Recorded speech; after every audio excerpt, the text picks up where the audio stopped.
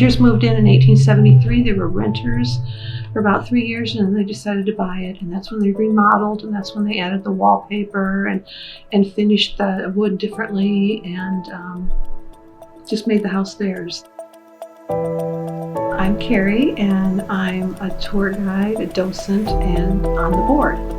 And I'm probably one of the babies. I've only been here about 2 years, a little over 2 years. There's nothing in the area like a middle class Victorian mansion. It's not a mansion, a Victorian home like this is.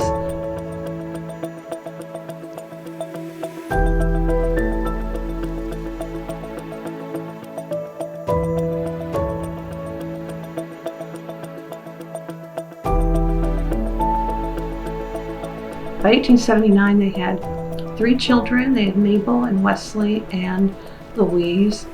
The 2 older ones passed away in 1879 of diphtheria, so they were Mabel just turned 6, and Wesley was going to come up on 4. They lived here until Alfred died in 1969, and he was still residing between here and the farm. They had bought land in 1855 out by where Linmar is right now, and that's where their cattle farm was. Earl also had a butcher shop here in town and a slaughterhouse here in town.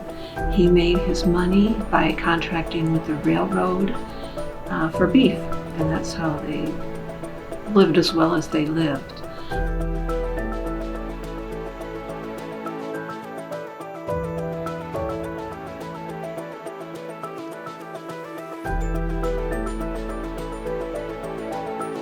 The first day I came was we did a tour because we were going to do an investigation that night. So we came and did a tour.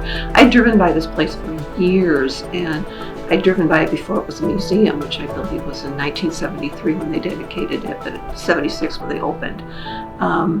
So I'd never been in here. So we did the tour, and I fell in love with it then, and the investigation was awesome. I spent the investigation doing genealogy, looking up the family while everybody else was investigating. And I waited a couple months and then contacted Vicki, our vice president, and asked what I needed to do to volunteer. And it was just, I don't know, you feel the family, they're still here. A lot of the artifacts and the furniture is theirs, which is really unusual for a museum like this. It's every day when I'm here, there's always something. There's footsteps on the stairs. I told you about the bell ringing. What did I tell you? The bell ringing at the door and there's nobody there. The kitchen door sitting at the dining room table with another volunteer, and her back was to the door, and we heard the latch go like somebody was coming in. And she turned around to see nobody was there. She turned around to see who was there, and then you heard it latch shut. There's humming, singing, whispers, footsteps on the floor, that feeling that somebody's with you. I heard a crash. I was here by myself, and I heard a crash, and it was just so loud, and I thought somebody maybe had thrown something through a window or something. So I walked all over down here, all the way upstairs, all the way in the basement, went back and did the same thing again. I couldn't find anything. Well, I found out a couple days later, Vicki found a bird that had apparently hit the window, and that's what I heard. But that was, I couldn't explain, that was so loud that I couldn't explain it, and I didn't think it was paranormal. And there's just, every time you come, you see something different. There's just always something to look at. We have the family Bible that you can look at. There's just,